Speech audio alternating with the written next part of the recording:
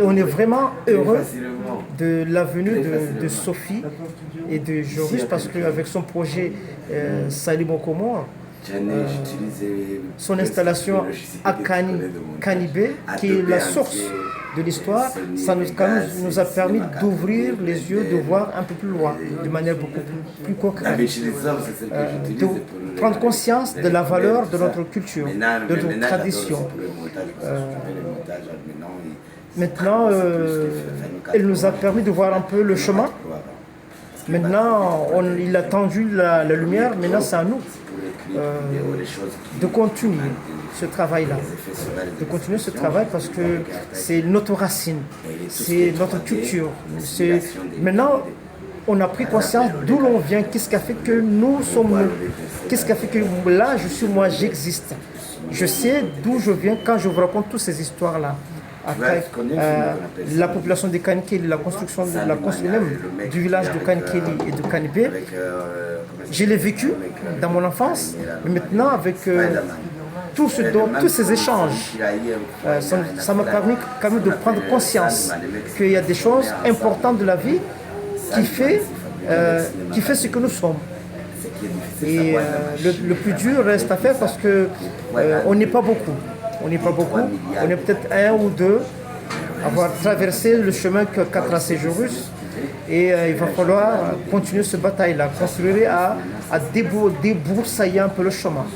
Parce que moi, j'ai pris conscience aussi quelque part que si on a cette jeunesse qui est en perdition, cette jeunesse qui est en ébullition, on a une autre part de responsabilité là. C'est peut-être que quelque part, la transmission n'a pas été faite. C'est vrai. La plupart de ces jeunes, leurs parents viennent de l'autre côté, mais ces jeunes sont nés ici. Quelque part, leur racine est ici. Donc, ils doivent vivre leur histoire. Ils doivent savoir comment est-ce que cette société a été construite. Et c'est à travers justement de nos petites histoires à l'oral, parce que l'écrit n'y est pas encore, ça veut dire ces histoires orales racontées, qu'ils doivent découvrir, ils doivent vivre leur identité, découvrir un peu leurs racines. Et nous avons failli, nous n'avons pas fait cette part-là. Le temps, les choses avancent trop vite. Hein. Donc nous, maintenant qu'on a pris conscience, on continue le travail. Et j'espère que prochainement, quand je va revenir, peut-être qu'on aura une atmosphère beaucoup plus calme. On nous vivra de manière beaucoup plus sereine.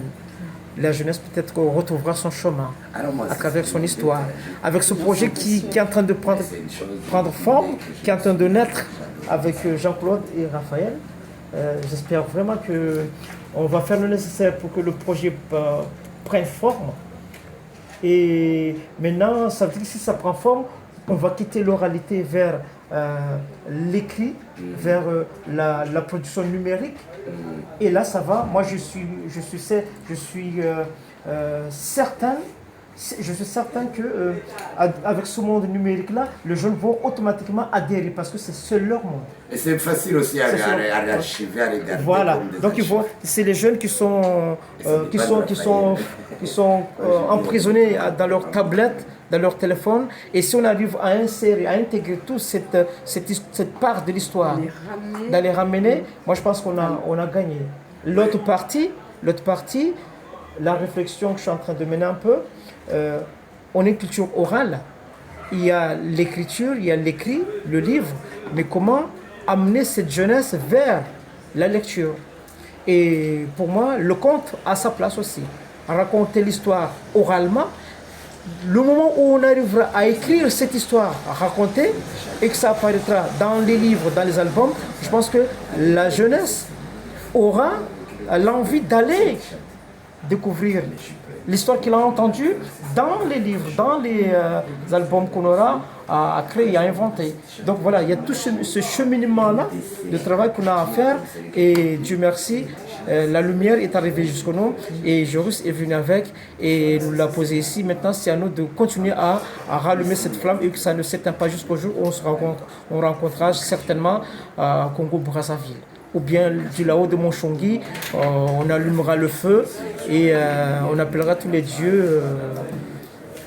Il est là. Et le voilà. Vous voyez, toutes les choses sont bien. Qu'est-ce qui nous arrive?